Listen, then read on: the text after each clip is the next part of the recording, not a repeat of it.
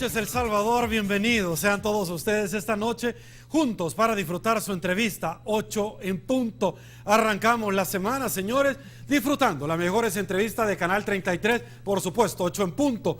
Un placer que nos acompañen esta noche. Vamos a estar haciendo una evaluación con dos personas que ostentaron un cargo público y personas que de frente pudieron combatir toda la cantidad y las diferentes manifestaciones de flagelos en nuestro país.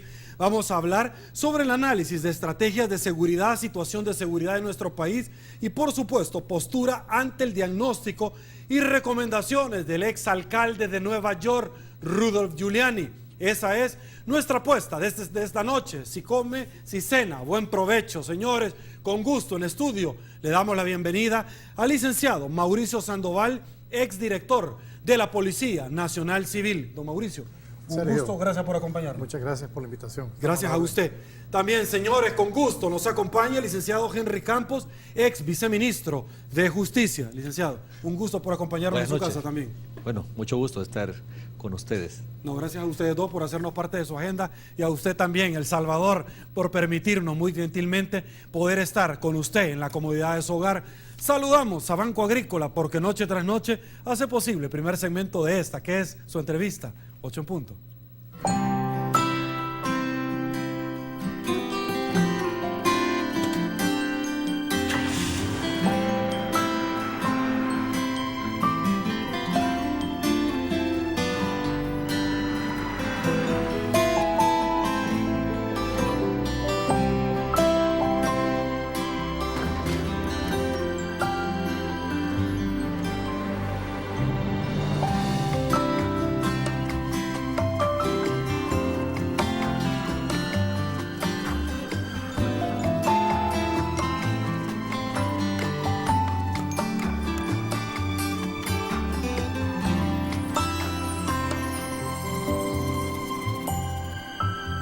Las pequeñas obras se vuelven grandes cuando le ponemos el alma.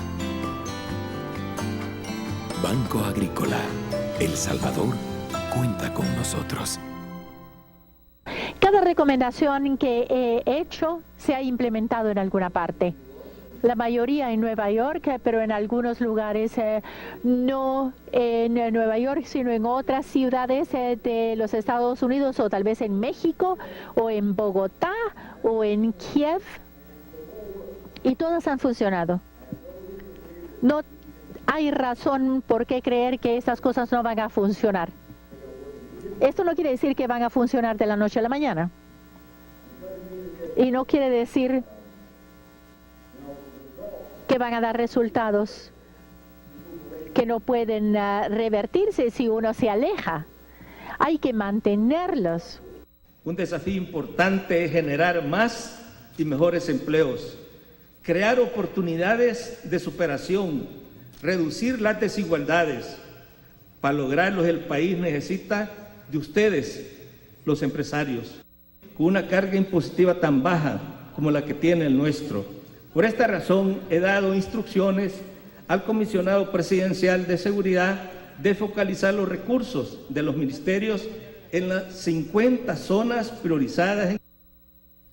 Esa tarde, señores, en un hotel capitalino se hizo presente la celebración de este ejemplar que por supuesto fue entregado a todos los asistentes, denominado ENADE, Encuentro Nacional de la Empresa Privada 2015, denominado un estado eficiente de seguridad ciudadana, el cual se llevó a cabo en un hotel capitalino, donde ustedes podían ver palabras en extracto del exalcalde de Nueva York, Rudolph Giuliani, y por supuesto del profesor Salvador Sánchez Serén, presidente constitucional de nuestro país.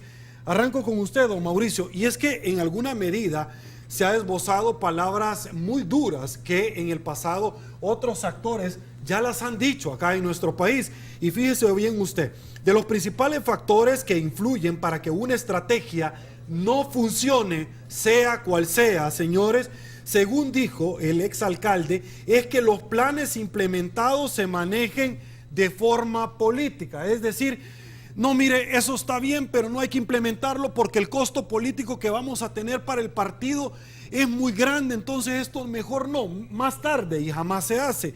Eso es prácticamente lo que ha dicho en una forma bien sintética, y se debe de implementar no políticamente, sino que científicamente por las autoridades del país. Arranco con usted, don Mauricio, y posteriormente con el licenciado Henry Campos.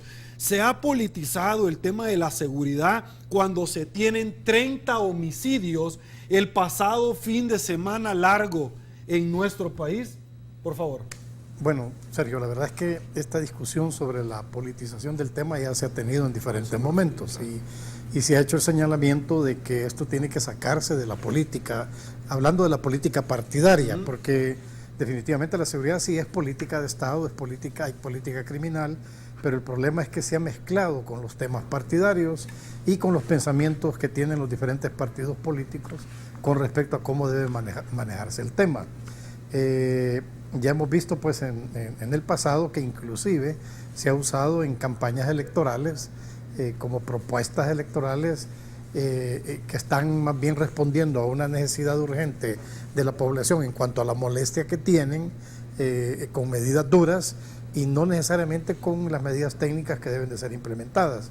Yo creo que lo rescatable de este punto, cuando se hace esta mención política sobre las recomendaciones, es que verdaderamente creo que se está llegando ya a un momento en que sí hay un consenso nacional de que el tema es un problema de todos los salvadoreños y que todos debemos de contribuir a resolverlo. Entonces, si se logra despolitizar el tema y no se usa electoralmente ni para ganar réditos políticos, las medidas que se van a implementar tendrán que ser estrictamente técnicas y no buscando quedar bien con diferentes sectores, sino que una medida técnica que funcione y que empiece a resolver el problema. ¿La tregua fue una medida política, partidaria? Obviamente, porque hay que recordar que cuando se reducen los homicidios a la mitad, de 15 a 7 homicidios, las autoridades de ese tiempo inmediatamente salieron diciendo de que gracias a las medidas que se estaban tomando se habían reducido los homicidios.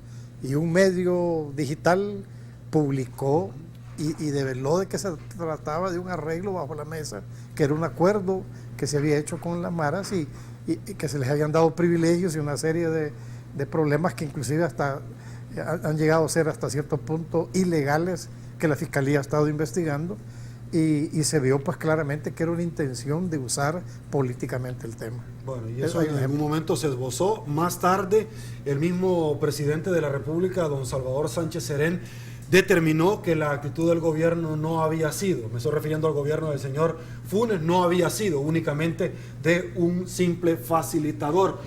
Voy con ustedes, la misma pregunta de don Mauricio para su persona, por favor. Bueno, sí, obviamente que las ideas que se han venido planteando sobre la seguridad muchas veces han encontrado el problema de que las instituciones no actúan en algunos casos orientadas sobre la base de decisiones fundamentadas, de políticas técnicas, sino muchas veces impulsadas por necesidades electorales o también por visiones probablemente relacionadas con los réditos que se puede tener de parte de una institución.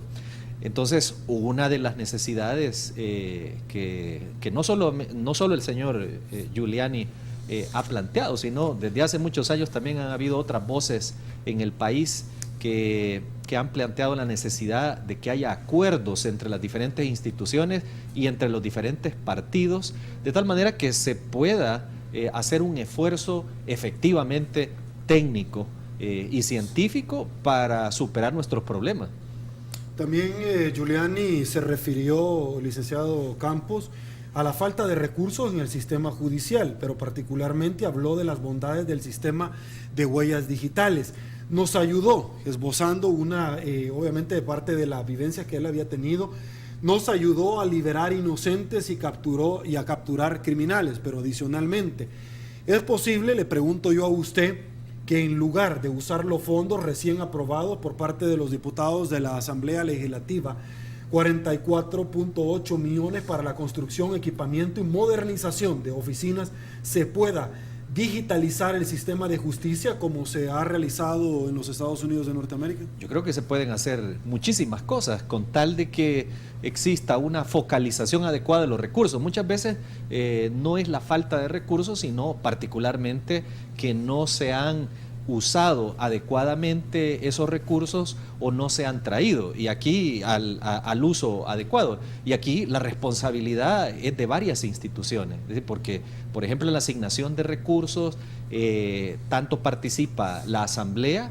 como las instituciones de justicia, el gobierno central, etcétera.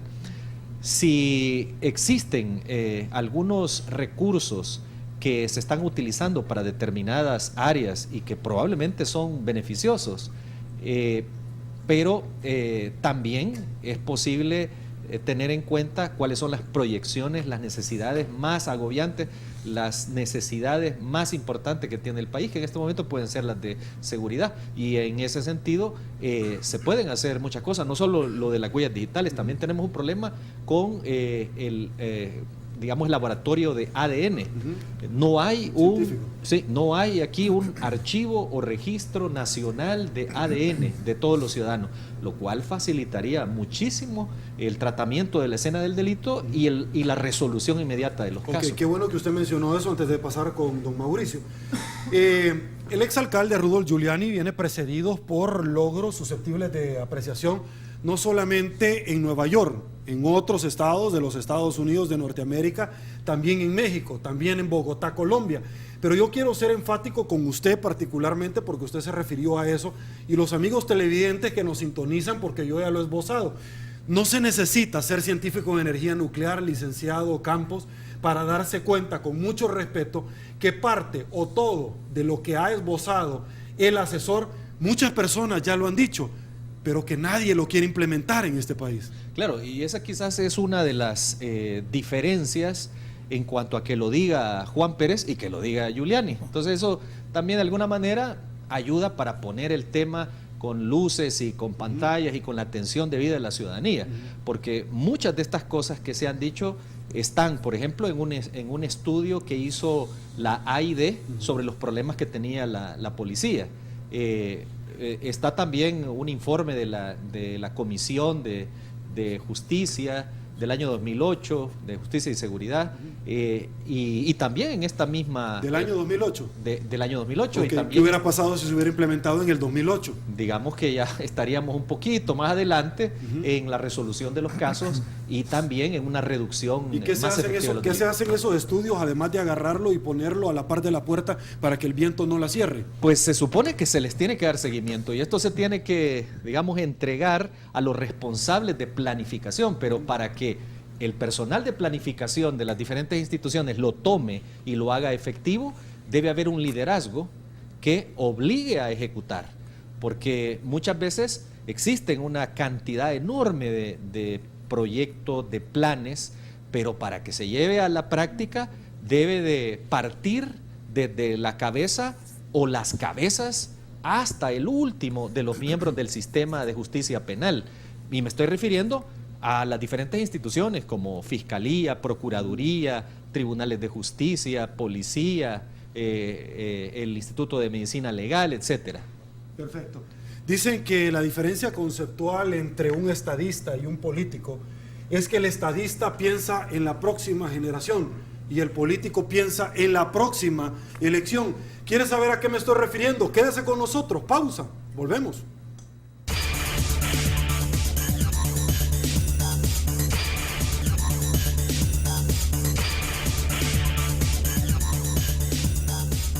Mil gracias, El Salvador, por su preferencia. Estamos de regreso.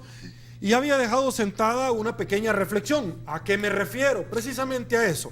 Una de las afirmaciones, don Mauricio, más fuertes, don Henry, amigos televidentes, que ustedes también pueden participar en todas las redes sociales que usted ya conoce, Canal 33.8 en punto. Una de las afirmaciones más fuertes que pudo esbozar el ex fiscal, alcalde de este estado de los Estados Unidos, Rudolph Giuliani, fue que las pandillas parecen estar mejor organizadas que las entidades de seguridad pública en El Salvador.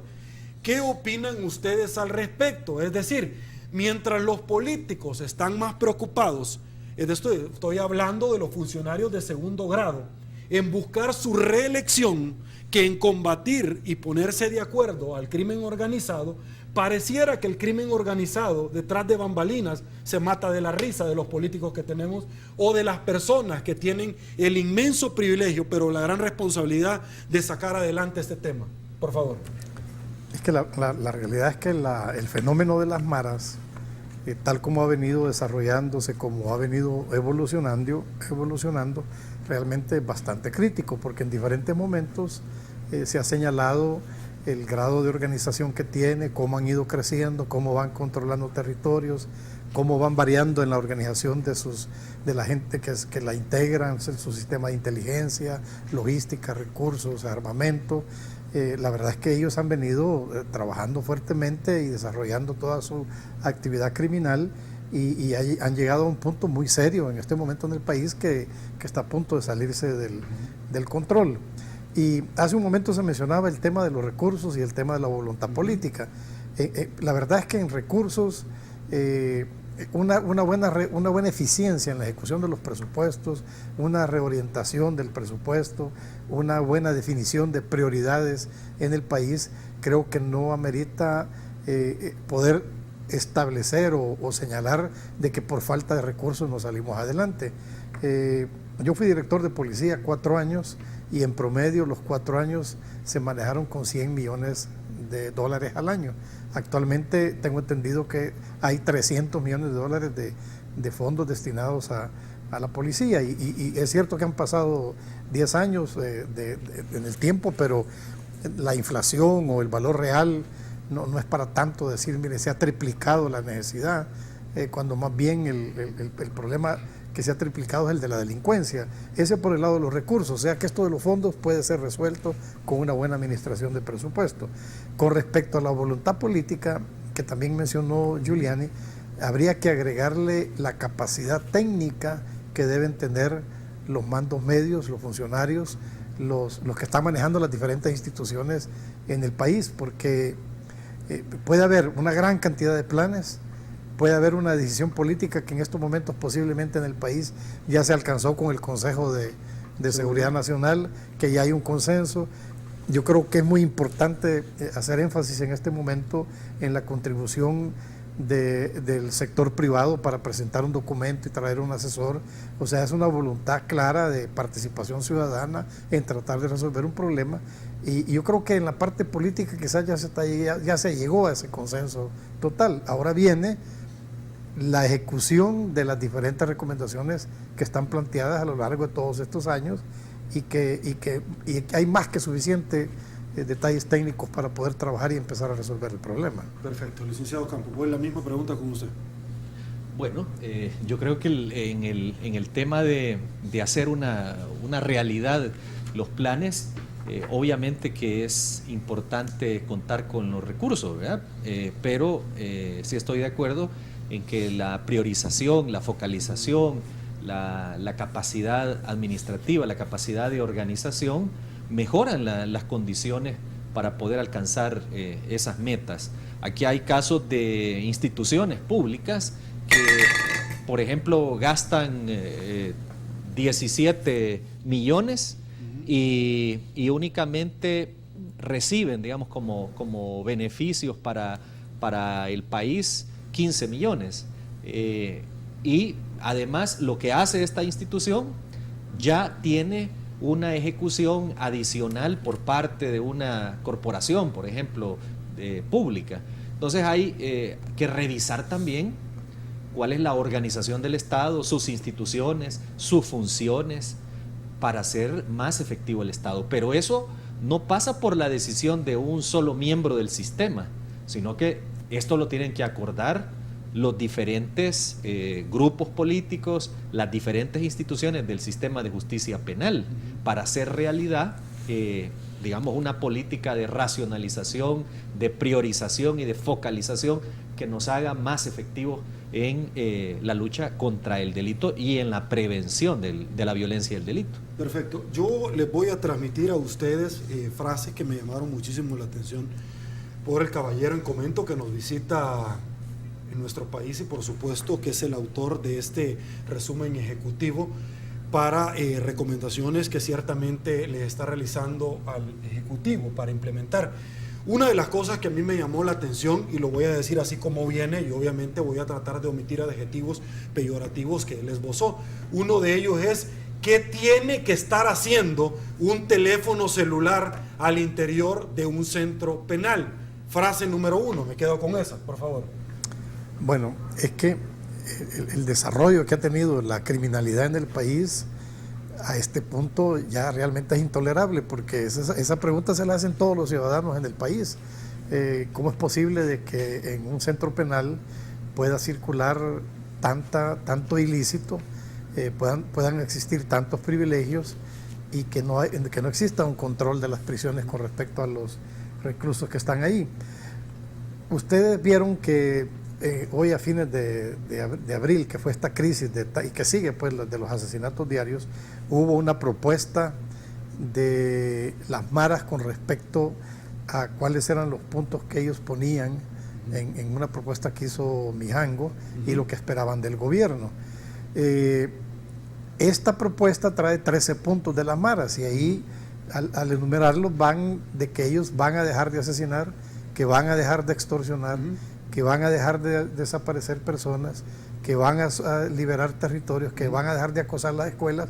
O sea que es un listado de delitos que están cometiendo desde las prisiones. Usted se refiere, ¿verdad? Si me equivoco me corrige, en el marco de la celebración de la beatificación de Monseñor Romero, que ellos dijeron que era un regalo para perfecto, Monseñor pero Romero. explíqueme cómo es que las maras ahí sí se ponen de acuerdo. No, pues sí, pero lo raro es que ellos están reconociendo, yo no soy jurídico, pero tengo entendido que ahí son reos confesos que están diciendo todos los crímenes que están cometiendo y no ha habido una acusación formal, fiscalía o abogados que digan, miren, estas personas desde las prisiones están ordenando todo esto, porque dicen que lo van a dejar de hacer si el gobierno les da lo que ellos están pidiendo. Entonces, ahí deberían de o acumularles más años o revisar la ley penitenciaria definitivamente para quitarles más privilegios, porque ellos están reconociendo que ellos están haciendo eso desde las cárceles. Es bien evidente. Entonces, el control de las prisiones tiene que establecerse, y si hay que legislar para endurecer las medidas con estos criminales que no tienen ninguna posibilidad de rehabilitación o mucho menos de reinserción, pues hay que trabajarlas, porque ellos públicamente han reconocido todos esos delitos, porque lo dicen ellos ahí claramente. Ok, licenciado Campos, antes de hacer la pregunta, como ex viceministro de Seguridad de nuestro país, ¿cuánta plata se necesitaría, por ejemplo, para construir un penal de máxima seguridad, ya sea en la isla Conejo de pronto, donde no pegan ningún tipo de telefonía, o en alguna medida un penal de máxima seguridad con un gruesor de cemento hidráulico de unos 10 metros bajo tierra, por ejemplo? Bueno, si no recuerdo mal, se hicieron ya esos cálculos por las necesidades que tiene el país de más cárceles y que además ofrezcan condiciones como para la seguridad de los internos, evitar que estos se comuniquen de manera efectiva hacia el exterior y también promover formas de rehabilitación y posteriormente de reinserción. Y más o menos, si no recuerdo mal, eran como 500 millones de dólares lo que se necesitaban para construir cárceles y para también desarrollar los proyectos de rehabilitación y reinserción. Ok, lo que pasa, le hago esa pregunta porque aquí nos han acompañado una gran cantidad de expertos y me dejan entrever que pareciera que todo este problema le conviene políticamente, económicamente a un montón de personas. No me responda. Sin embargo, muchas personas me han dicho, Sergio, la plata ha existido. Cuando nosotros vemos que una asamblea legislativa dona 3 millones de dólares de la plata que le sobra en el mes de diciembre, obras de arte que se compra, que paga la represa El Chaparral, 128 millones de dólares en seco, que estuvo una empresa de seguridad cuidando un hoyo. Señores, yo no tengo compromiso con nadie. Fácilmente se pudo haber solucionado este tema, pero a un montón de personas les conviene. Retomo las palabras. ¿Qué tiene que estar haciendo un teléfono celular en un centro penal? Lo dijo Rudolph Giuliani. Claro, Giuliani a lo que se refiere es que no está siendo efectivo el control y obviamente que hay que hacer mayores esfuerzos y hacer precisamente la inversión que necesita el país en lo que respecta a cárceles, a prisiones.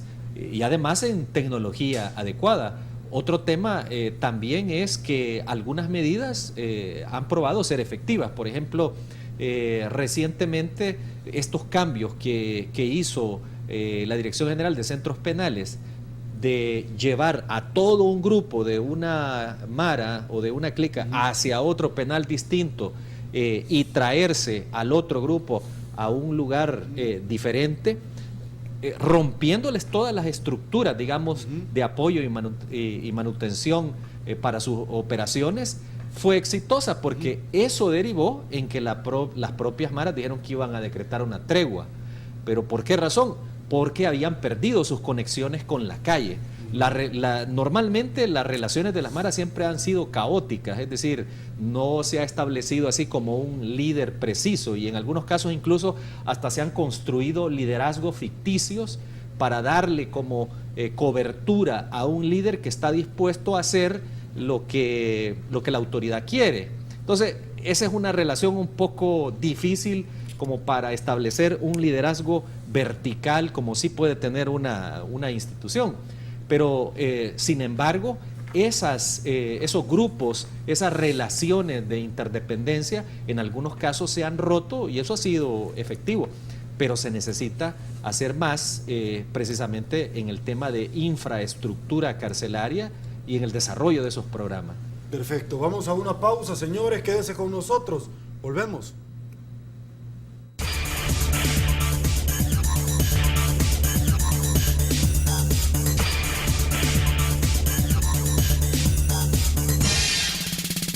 Un placer, El Salvador, que sigue en sintonía de su programa 8 en punto. El siguiente segmento es gracias a la fina cortesía de ACOVI, de RL. Continuamos. Somos una empresa que le brinda una amplia gama de servicios financieros competitivos. ACOVI de RL, su banco cooperativo de confianza. Perfecto, señores, en este segmento vamos a abordar, hay hallazgos claves y recomendaciones de fase cada uno que las esboza acá el especialista en comento. Pero yo no quiero ir uno por uno sobre la base de las recomendaciones, sino que se autorrealice en alguna medida él y su grupo de trabajo algún tipo de cuestionantes. Y yo quiero arrancar con esas cuestionantes. ¿Por qué nos están arrestando más criminales a nivel de investigación? Se pregunta. ¿Por qué no se están enjuiciando y sentenciando más criminales a nivel de la fiscalía? También está trastocando el sistema judicial, porque hay que decirlo, muchísimos de nosotros que en alguna medida conocemos meridianamente qué es poner un pie en el tribunal, sabemos que hay jueces que ya no deberían de seguir laborando dentro del órgano jurisdiccional porque lejos de sumar restan y hasta dividen, porque es un mal al interior por los actos mismos de corrupción que presentan. Hay jueces muy buenos. Sigue, ¿por qué no están recibiendo sentencias más duras a nivel judicial? También pregunta, ¿por qué las pandillas pueden operar, orquestar crímenes dentro del sistema de las cárceles sin que nadie haga nada? Don Mauricio, por favor. Bueno, creo que las preguntas que se plantean en el documento de Giuliani, creo que lo que hacen es dramatizar la realidad que está viviendo el país con respecto a todos los problemas delincuenciales que se tienen. Hemos visto públicamente muchos problemas de corrupción y de infiltración de crimen organizado que se ha dado en todos los niveles del país, en el Poder Ejecutivo, el Poder Legislativo, el Poder Judicial. Han habido casos de diputados presos por narcoactividad, jueces que involucrados en problemas de crimen organizado, el Poder Ejecutivo con una serie de problemas que han tenido en licitaciones y sobornos que se han dado. O sea que el país sí ha llegado a un punto bastante crítico en que sí hay que poner los pies en el suelo y reflexionar y colaborar y contribuir a resolver todo esto. Y es un proceso que se va a iniciar. El mismo Giuliani lo menciona, que van a haber algunos, si se implementaran todas las recomendaciones que no solo plantea él, sino que porque lo que Giuliani plantea es parte de toda la recomendación del sector privado dentro de NADE, es una parte de todos los componentes que están recomendando. El mismo Giuliani dice que si esto se empezara a implementar desde ya, de aquí a 5 años estarían viendo resultados bastante concretos, aunque él habla de que en el corto plazo, 8 o 9 meses, sí pueden empezar a verse resultados. Pero todas estas preguntas son como una medida del grado de problema que tiene el país y del cual tenemos que empezar a salir. Y no hay duda de que las recomendaciones que se puedan haber planteado en general, más las que ya existen, habiendo llegado, creo yo, a un punto en que hoy ya lo que vendría sería evaluar qué es lo que va a hacer el gobierno después de 6 años con las recomendaciones que se han planteado en el plan del Salvador Seguro, del Consejo Nacional de Seguridad, con las recomendaciones de Giuliani, más las recomendaciones que ha hecho el sector privado, decir, bueno, señores, miren, ya aquí hay suficiente material para empezar a trabajar, hay que empezar a evaluar resultados en el más corto plazo posible. Perfecto. Henry, voy con usted, pero adicionalmente, muchísimas gracias a usted que se toma el tiempo para ser parte activa de esta entrevista. Una persona pregunta, ¿y por qué el ente castrense no proporciona los diferentes centros de destacamiento? Por ejemplo, menciona el de La Unión, para ejemplo, un botón, más de 200 manzanas. Pero un amigo televidente me menciona algo y a mí me llamó muchísimo la atención. Obviamente, por respeto, me pide omitir su nombre y así va a ser. ¿Cómo es posible que en el edificio de la Asamblea Legislativa haya problemas simples para enviar un WhatsApp, un email, hablar por teléfono, las diferentes redes sociales, para ingresar a algunas páginas web, y desde las cárceles todo es posible? Por favor. Bueno, sobre lo primero, es decir, sobre lo que estaba usted planteando al principio, Sergio, sobre por qué no se captura a más imputados, yo entiendo que Giuliani no se quedó solo con la pregunta, alguna causa debió haber aportado. Sí.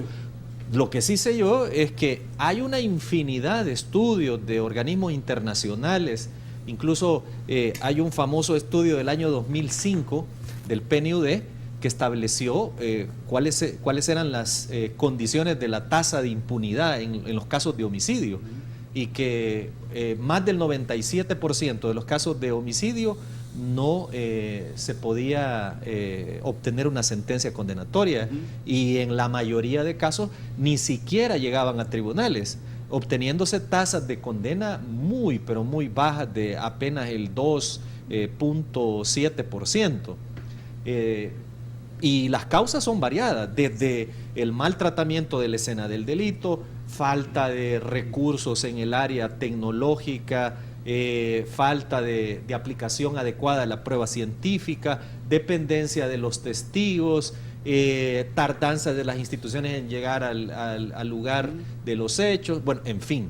Y adicionalmente también tenemos en los tribunales otros problemas que corresponden a la Fiscalía General y a los tribunales. O sea, las causas están investigadas y desde hace años se han venido haciendo propuestas, pero no se les ha hecho caso así como de fondo al asunto. Vio los periódicos este día donde decía que éramos el 8º lugar en América Latina de corrupción e impunidad, precisamente a lo que se está refiriendo. Pero y quizás hubiéramos salido con otros datos. Lo que de alguna manera nos ha ayudado es que se han cruzado otros elementos que han servido como para mejorar nuestra posición, pero creo que es un dato alarmante. Somos un país tan pequeño que no deberíamos de estar ni siquiera en la lista. Por el otro lado, con el tema de los cuarteles, desde hace años se han venido proponiendo como recursos inmediatos a las necesidades de espacio que tienen las instituciones carcelarias. Sin embargo, aquí hay que reconocer que ha sido no el ejército, sino quienes dirigen el ejército, aquellos que no han querido colaborar en ese sentido con la ciudadanía y con el país, ofreciendo estos espacios para que momentáneamente puedan ser utilizados en la vía de administrar prisiones y ejecutar los planes de reinserción y rehabilitación. Para el caso del por qué ha sucedido esto, digamos, a pesar de que han expresado su voluntad diferentes instituciones, pues simplemente es un tema en el que quienes han tomado esa decisión es un grupito que ha pensado que son un feudo y que son un estanco, que todavía pueden administrar los recursos del Estado en el beneficio de esa institución y no en beneficio del país. Don Mauricio, Henry, amigos televidentes, ustedes vieron en las diferentes redes sociales lo que esbozó el exalcalde Rudolph Giuliani, lo voy a decir así como viene, y el conglomerado social, que está muy atento, decía, más fácil o más directo no se puede decir, y él decía, parafraseando algo como lo que su servidor va a esbozar. En un estudio de campo se determinó que hay dos prácticamente movimientos de estos grupos alejanos al margen de la ley. Se deben de exterminar o desaparecer a las maras en este país.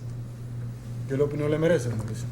Bueno, yo apoyo esa frase en el buen sentido de la palabra, que hay que iniciar un proceso que va a tardar varios años para que las maras vayan desapareciendo, se vayan terminando, vayan quedando en prisión y que se logre a través de los trabajos de prevención, y aquí tiene que ser el gabinete social el que tiene que trabajar fuertemente en esto, y también el gabinete económico, en evitar que más niños y jóvenes sigan incorporándose a las maras. O sea que hay que evitar y hay que prevenir ese flujo de niños y jóvenes que van subiendo y que los van reclutando. Yo creo que al trabajar en eso directamente, más las medidas represivas que se vayan a aplicar a los criminales que están en la calle, yo creo que con el paso del tiempo, poco a poco, y con los años tendrán que desaparecer las maras. Así que coincidimos con esa expresión. El problema es cuando se interpreta como que hay que exterminar, y eso realmente... Bomba, vamos a ir a tirar no, los eso penales está totalmente fuera de ley, fuera de derechos, de los derechos del ciudadano, y si ya por esa vía, sí, yo estoy total desacuerdo. Tiene que ser con la ley en la mano, en un trabajo técnico, científico, estudiado, y resolviendo el problema. Perfecto, licenciado Campos. Sí, no, de hecho yo creo que esta afirmación de Giuliani coincide con afirmaciones que se han hecho institucionalmente en el país. La aprobación que hizo la Asamblea Legislativa de la Ley de Proscripción de Pandillas y de otras organizaciones de naturaleza criminal es una declaración oficial de que no se pretende sostener estructuras criminales en el país. Y obviamente a lo que se refiere Giuliani no es a extinguir personas, sino extinguir estructuras. Y en esa medida también la ley de proscripción de pandillas, eso es lo que pretendía. Pero ¿cuál es el problema? El problema es que el fiscal de aquella época no quería aplicarlo y no la aplicó. Eso fue el problema de fondo. Razones, pues no se sabe al final cuáles fueron. De hecho, hasta los jueces se habían organizado para ayudar, colaborar, estableciendo un protocolo de actuación, y sin embargo la Fiscalía echó al traste con eso, en la Fiscalía de aquel tiempo. Al final, pues, de cuentas, esa ley no se aplica en la actualidad. Ok, y usted recordará, esa ley luego se le hizo una modificación porque era y grupos de exterminio, ley especializada contra inicialmente, el grupo, y grupos de exterminio. Entonces, en alguna medida la gente pregunta, porque yo ya lo he escuchado, mire, yo soy cristiano, pero si ellos son grupos de exterminio, ¿por qué tampoco nosotros no los podemos exterminar? Es complicado el tema, porque usted lo ha dicho, mire, no se trata tampoco de una masacre, se trata de poder combatir. ¿Usted cree en alguna medida, don Mauricio, que la recién aprobada ley contra las extorsiones, donde se les pone a las telefonías un plazo para que ya no se siga de una u otra forma ejercitando al interior de los diferentes centros penales la posibilidad de redes sociales, porque hasta Facebook tenían, ustedes se recordarán, en el cual se le decomisaron tabletas, televisores, etcétera, ya no se pudo dar? ¿Usted piensa que al final eso va a ser la panacea? Bueno, no necesariamente la panacea, pero sí creo que es un paso importante en legislar con respecto al tema de la extorsión, que puede ayudar a empezar a resolver el problema. La ley establece y habla de que la Fiscalía podrá actuar de oficio para empezar a perseguir a los victimarios, a los que están cometiendo el delito, pero la verdad es que esto lo puede entender mal la población, de que no van a ir a testificar, porque sí, eventualmente esa denuncia tendrá que tomarse de acuerdo a los procedimientos penales, pero sí hay ventajas, porque sí permite una denuncia colectiva donde pueda haber protección para la víctima y que pueda salir adelante y que esta ley pueda funcionar. También la ley establece, con respecto a lo de las telefonías, de que se deberá trabajar un reglamento para regular la actividad esta relacionada con los lugares donde hay penales y que están usando celulares y todo este tipo de tecnología. Yo creo que ahí sí el reglamento tendrá que ser bastante estricto y las compañías telefónicas deberán acatar y respetar la ley y respetar los reglamentos que la CIGET al final termine, porque sí es un problema muy serio que lo han venido tomando muy así, a darle larga y eso ya necesita una solución. Ok, caballeros, a mí me llamó la atención parte de las recomendaciones. No tenemos mucho tiempo, sin embargo, les voy a solicitar que sean bien sintéticos. Primero, y esto es una realidad, si me equivoco me corrigen, cuando yo estaba en la Fiscalía General de la República, pude haber percibido con los códigos por allá después del 2008, si ustedes recordarán. La PNC y la Fiscalía deben de comprender que están del mismo lado y su meta principal deberán ser tener una mejor relación de trabajo para presentar casos criminales más fuertes ante las cortes, mejorar la cooperación entre los agentes fiscales, pero más allá, me llamó la atención esto, no arrestar, y esto es un hecho y hay que decirlo, es una realidad, no arrestar a miembros de pandillas solamente por arrestarlos en base a cargos menores. Los casos deberán de ser desarrollados e investigados de forma que las personas que cometan un crimen serio, violento, se vayan a la cárcel. Los juzgados especializados han sido saturados hasta la saciedad. Muchísima gente se detenía en base a aquel delito que no es autónomo de organizaciones, de estructuras criminales. Bueno, el de resistencia es el que ha sido primero el de resistencia, número uno. ¿Y resistencia a qué? Porque lo iban a detener, pero ¿en base a qué delito? Pero tradicionalmente a organizaciones. Pero lo único que en los y juzgados... se les decía, sí, mire, ¿y cuál es la estructura? ¿Cuál es el rol de... Sí, ¿cuál como, es la estructura como en los criminal? juzgados especializados, la diferencia es Okay. que prácticamente al reo lo pueden ir a depositar 6 meses con una medida cautelar. O más, que llegan hasta 2 años. Sí, que lo pueden después presentar mediante una acusación. Entonces, con lo cual se convierte en una detención sin cargos probados. Esa es una audiencia inicial, hay que decirlo, en un juzgado especializado, lo que se determina es a qué penal va. Claro. Y entonces tenemos cárceles saturadas.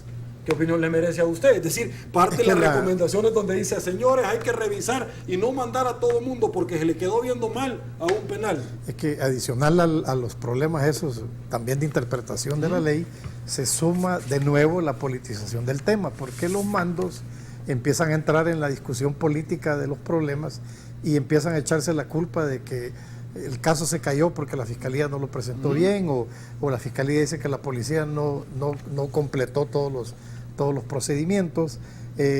Mire, al tener experiencias con los mandos medios, que ellos son técnicos, son profesionales y que quieren trabajar, sí fácilmente se ponen de acuerdo el fiscal y el policía en hacer un trabajo en conjunto y que efectivamente se dé la dirección funcional de la investigación del delito y de todos los procesos por parte de fiscalía. Pero estos problemas se presentan cuando hay política en los mandos superiores y que están viendo quién quiere quedar mejor, diciendo yo estoy haciendo mejor mi trabajo, o se me salió algo mal porque el otro no lo hizo bien. Don Mauricio, este día yo lo pude escuchar, además de leerlo acá, algo también que me llamó muchísimo la atención. No hay necesidad inmediata de agregar más agentes de la corporación policial. Es importante ver cuán eficiente es el programa estadístico. Ojo, en su funcionamiento antes de hacer cambio alguno a la corporación policial. Pero adicionalmente me llamó la atención esto. Proteger las escuelas, obviamente ese es nuestro semillero y el que ellos quieren reclutar, teniendo una presencia fuerte de la PNC y convertir las escuelas en áreas seguras y libres de pandillas. Estos agentes de la Policía Nacional Civil, reza el comunicado, reza el informe, deberán recibir entrenamiento sobre cómo ayudar a estos jóvenes en la concientización de no pertenecer a las pandillas. Que la esencia del programa de Giuliani en Nueva York, cuando él empieza el desarrollo de todo este combate a la criminalidad, es la estadística por computadora, ¿verdad? Ellos empezaron a trabajar y a establecer cuántos delitos a diario se iban cometiendo en los diferentes lugares de Nueva York y con la acumulación de la información se empezó a analizar los jefes policiales de la zona a que respondieran si este delito había incrementado o había bajado.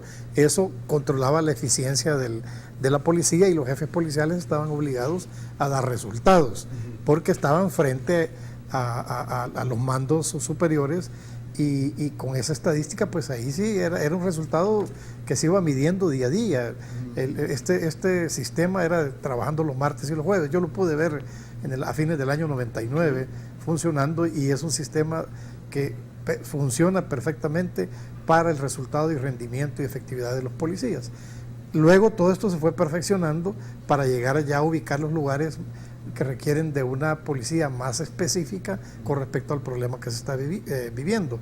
Por eso es que ellos mencionan aquí el tema de las escuelas, que es una buena recomendación, que está considerada en otras recomendaciones también, para evitar ese flujo de jóvenes hacia las maras, y que también estén protegidos de las amenazas que reciben. Ok, licenciado Campos, me llama la atención una gran cantidad de información, pero lo más relevante es lanzar un programa de carrera criminal. Fíjese usted, la mayoría de criminales recurrentes que cometen repetidos crímenes se les llama criminales de carrera. Fíjese qué interesante.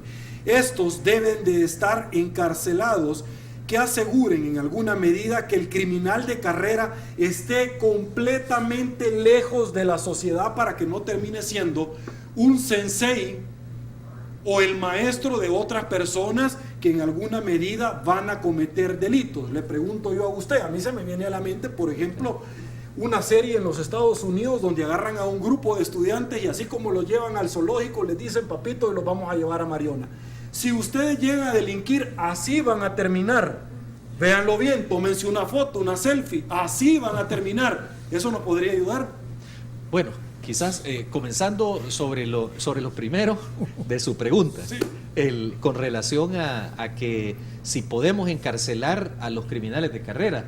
En nuestro país no tenemos una ley que nos sirva para capturar a una persona por su conducta pasada o por lo que ha hecho.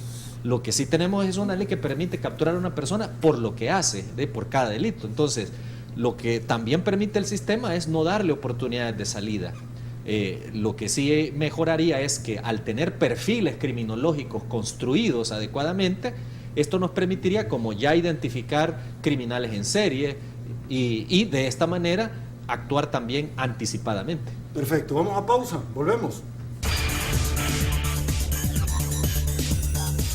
Un gustazo, vamos a hablar de fútbol un día de esto. Tenemos que hablar porque Real Madrid tiene que... a la Madrid, como me estoy dando cuenta, sabía que un defecto tenía que tener. Pero deseando que gane el Barça para que el clásico sea... Y la final, y ahí va a disculpar. Sí, no me gusta ver a un hombre llorar, pero ahí va a disculpar. Bueno, ¿y usted? Bueno, Barça, ¿no? Excelente, bien, yo sabía que había química. Un placer, El Salvador, gracias por su preferencia. Soy Sergio Méndez, hoy lunes 4 de mayo del 2015. Así son las cosas hoy por hoy en nuestro país. Será hasta mañana, que descanse. Y una vez más, que el Señor los bendiga a todos.